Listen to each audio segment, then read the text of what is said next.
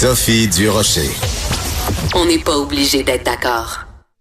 Un dossier dont on a beaucoup parlé la semaine dernière et qui continue à faire jaser, c'est celui de l'affaire Ludivine Reding. Écoutez, une jeune comédienne de 22 ans, belle comme le jour, qui aurait pu croire qu'un jour il y aurait une controverse Ludivine Reding? Quand même absolument hallucinant. Donc, pour vous résumer l'histoire, pas le week-end dernier, mais le week-end précédent, il y avait un festival de hip-hop à Montréal, le festival Métro. Parmi les invités sur scène, il y avait un rappeur qui s'appelle Enima et Ludivine Reding, qui donc incarnait la fameuse famille dans la série Fugueuse qui a été diffusée à TVA et qui était victime donc d'un rappeur proxénète. Ludivine Reding, qui assistait au spectacle, a été vue sur scène, puis en coulisses, et s'est fait prendre en photo avec Enima, et il y a des gens qui lui ont reproché d'avoir fait ça alors qu'elle est porte-parole de l'organisme Enfants Retour et de justement dont le rôle est entre autres de nous sensibiliser à l'exploitation sexuelle. Pourquoi? Parce que Enima a déjà été accusée d'exploitation sexuelle, de proxénétisme, même si les accusations sont tombées par la suite. Donc, il n'a jamais été convaincu et jamais été condamné par une cour de justice. Mais donc, Enfants Retour a décidé de demander, en fait, à Ludivine de démissionner. Enfin, c'est pas si clair que ça, mais quand elle a remis sa lettre de démission, elle disait qu'elle le faisait à contre-cœur. Donc, on est capable de lire entre les lignes, on n'est pas fou. Donc, est-ce que Enfants Retour a bien géré ça? Comment il faut gérer ces questions-là de relations publiques? On va en parler avec Richard Thibault, qui est président de RTCOM, spécialiste en gestion de crise. Bonjour, Monsieur Thibault. Bonjour Sophie, comment allez-vous? Ben moi je vais bien, je m'excuse, mon intro était très très longue, mais j'ai pas le choix quand même de bien situer la géographie humaine dans ce dossier-là. Vous avez très bien placé les cartes. Je disais à Mathieu, va te rechercher ce que... Hugo. Oui. Hugo, pardon, c'est pas grave. Mais mon Dieu, comme je suis en train de le débaptiser en plus. J'étais en train de lui dire que justement, pas plus tard que l'automne prochain, j'ai été invité à prononcer une conférence. Vous savez qu'il y a des associations d'organismes sans but lucratif qui tiennent des congrès, des réunions. Ouais. Alors, à un de ces congrès-là, on m'a demandé d'aller faire une conférence sur la gestion des risques, la gestion de crise. Et j'avais justement l'intention de me servir, enfin en partie, de ce sujet-là pour illustrer un de mes propos. Alors voyez-vous, finalement, les grands esprits se rencontrent puis on se retrouve aujourd'hui pour en parler. Ben tout à fait. Donc la question se pose. Quand un OSBL, donc un organisme sans but lucratif, cherche un porte-parole, c'est sûr qu'il cherche la personne qui va avoir le plus de visibilité. Parce que si tu vas chercher un porte-parole qui connaît super bien ses dossiers, mais que personne connaît, ben il sera jamais invité dans les médias.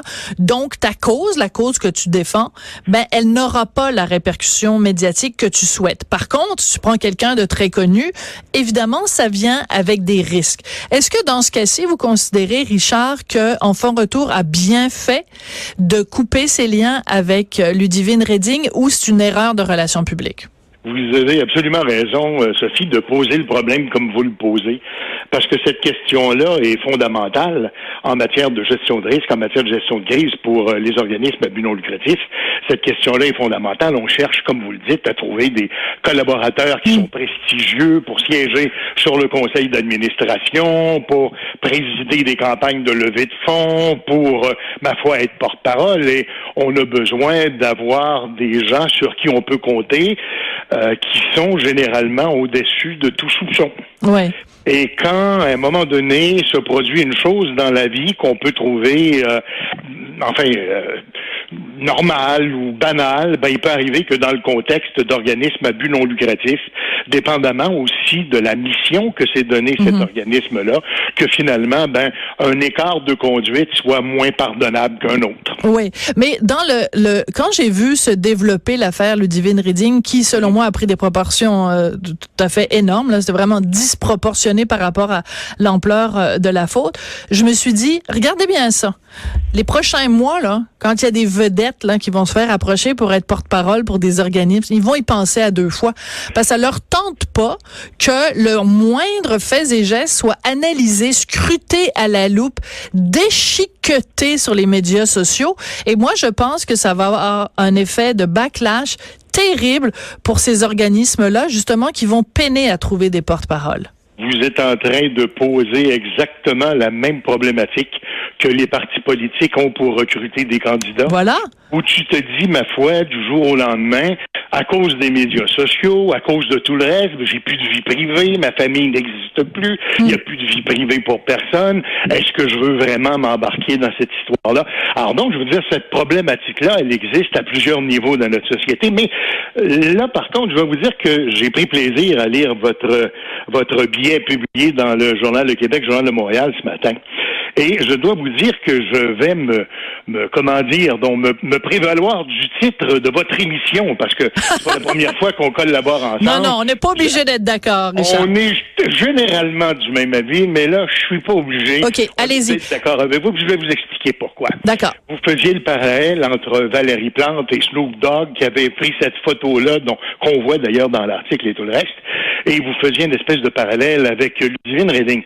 Je vous dirais que peut-être que le monde est mal fait, mais on a, si vous me passez l'expression, la couenne pas mal plus dure quand il s'agit des politiciens que quand il s'agit d'organismes à but non lucratif.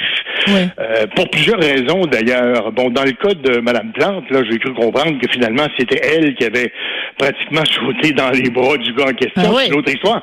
Mais vous savez, comme moi, que tous les politiciens qui se déplacent sur la place publique sont harcelés constamment par tout le monde qui veut qui veut avoir sa photo prise avec le politicien, qui veut avoir son selfie et tout le reste. Alors, évidemment, quand on est politicien, on se prête volontiers à ce jeu-là. D'ailleurs, avec un peu de sarcasme, je dirais, certains politiciens plus que d'autres. Et il y en demeure que à un moment donné, ce genre de photo-là, avec quelqu'un de peu recommandable, peut refaire surface.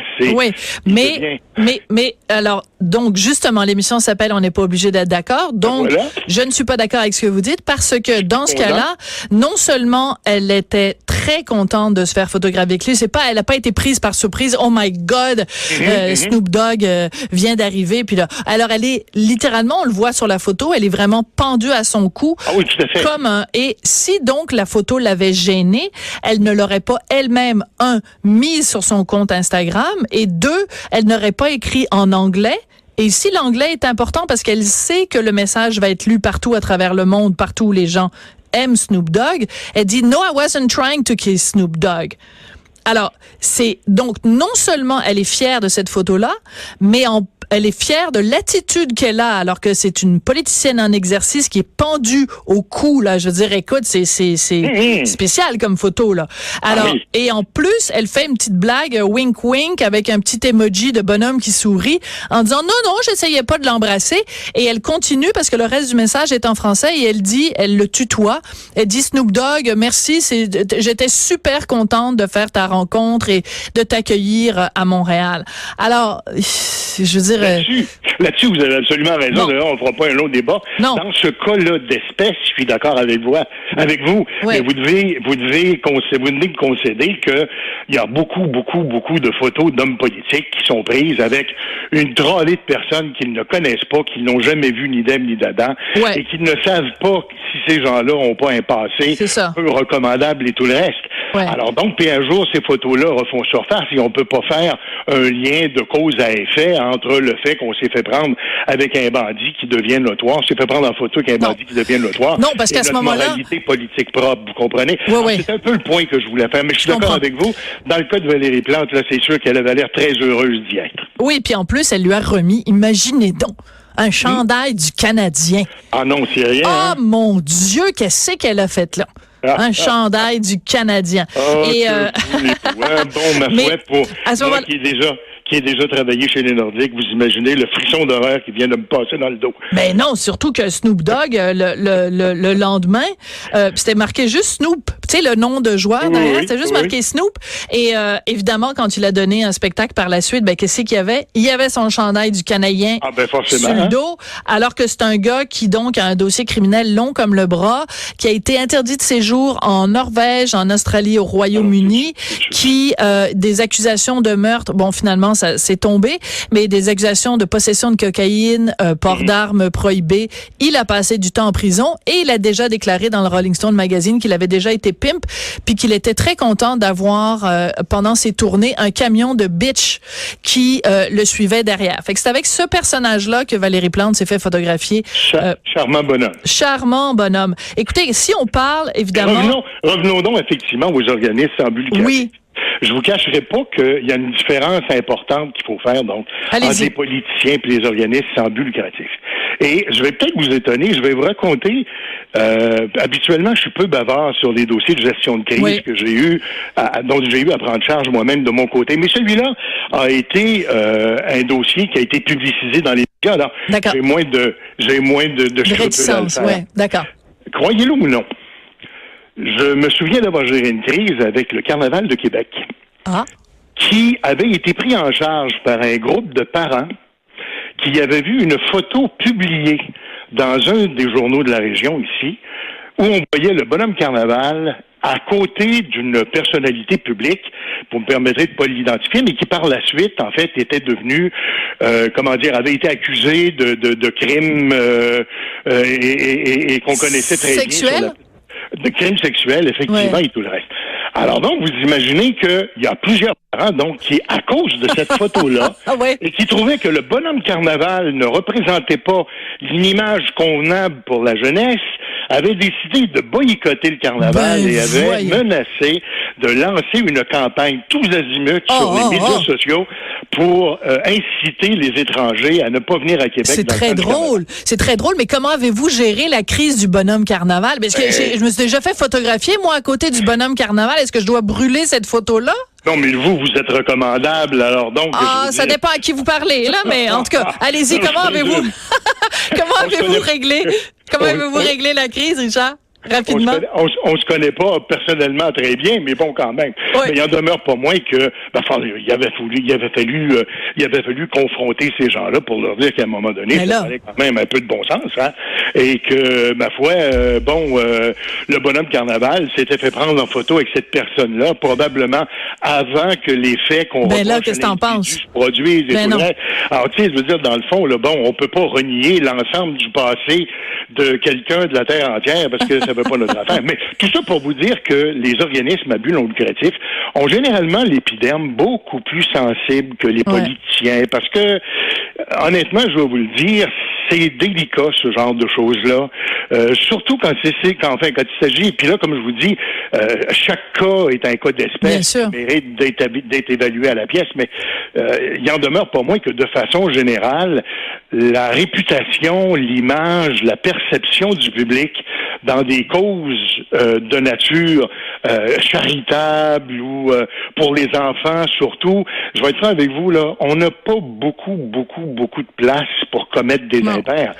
Et dans le cas de Ludivine Reding, qui, je vous le concède, est une personnalité attachante, qui est charmante, qui a certainement pas fait ça pour mal faire. Mais non. Ben finalement, s'est retrouvée confrontée avec l'adéquation entre ce geste-là qui était rendu public et la réputation de l'organisme dont elle était porte-parole, qui a estimé probablement, écoutez, je ne sais pas comme vous comment c'est arrivé, mais qui a estimé que probablement c'en était trop. Et semble-t-il qu'il y avait des financiers ou enfin des commanditaires qui ont mis de la pression.